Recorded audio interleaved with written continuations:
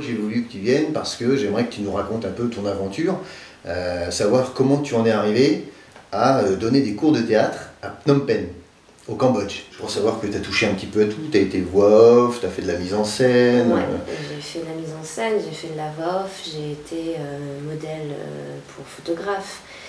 J'ai fait évidemment de la figuration et touché un petit peu au cinéma.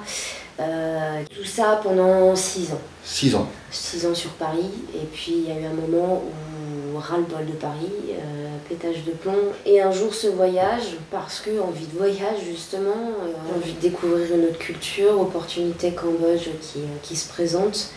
Je fais un petit séjour d'une vingtaine de jours au Cambodge en mai 2009. Et en venant à Paris, j'ai eu un cafard gros comme ça. Je voyais les Parisiens dans le métro avec la tête baissée, le Walkman sur les oreilles, et gris de tout, agressif. Je me suis dit, mais pourquoi Pourquoi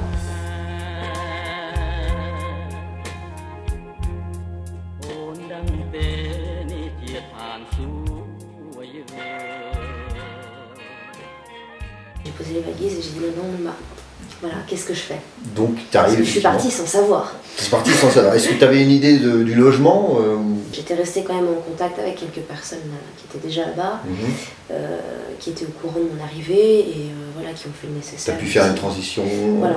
Et trouver un appartement finalement dans la foulée. Voilà, tout à fait. Le niveau de vie n'est pas très élevé, c'est quoi à peu près tu sais toi le salaire mensuel, les loyers? Le salaire mensuel d'un Khmer, ouais. En moyenne c'est $80.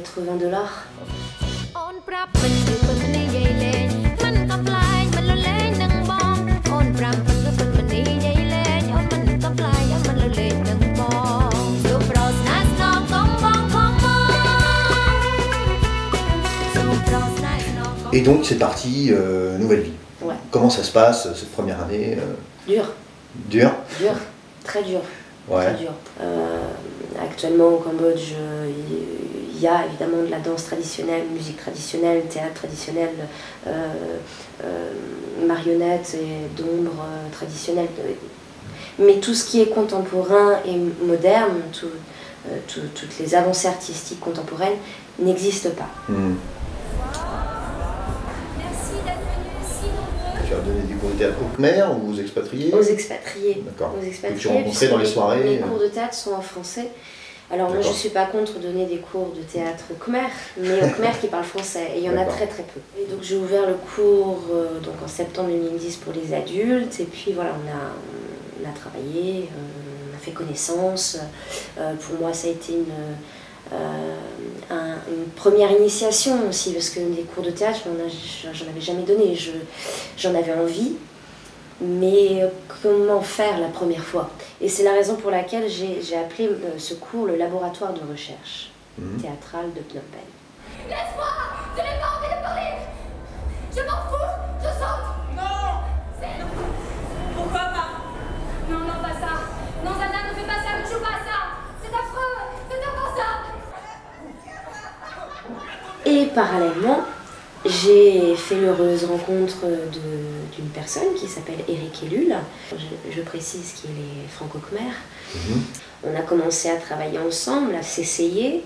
Et puis rapidement, ça paraissait une évidence de continuer à travailler et de monter un collectif. Ce collectif que nous avons nommé Tiap Barang. Comment tu vois l'avenir l'année prochaine? Ben là, on envisage déjà de faire des cabarets théâtre. Une fois par mois, on va essayer de maintenir ça une fois par mois, parce que c'est pareil, c'est du travail. De continuer à donner des stages, des workshops, comme on a commencé à faire durant l'année. Il y a des tournages aussi de plus en plus au Cambodge. Donc, ouais, on a vu ça récemment, oui. Voilà, ça va. Donc en gros, pas de regret. Tu es heureuse d'être partie là-bas. Oui, très. Bon bah écoute, merci encore Canel. Merci. De nous avoir accordé cette petite interview dans ce super studio d'enregistrement.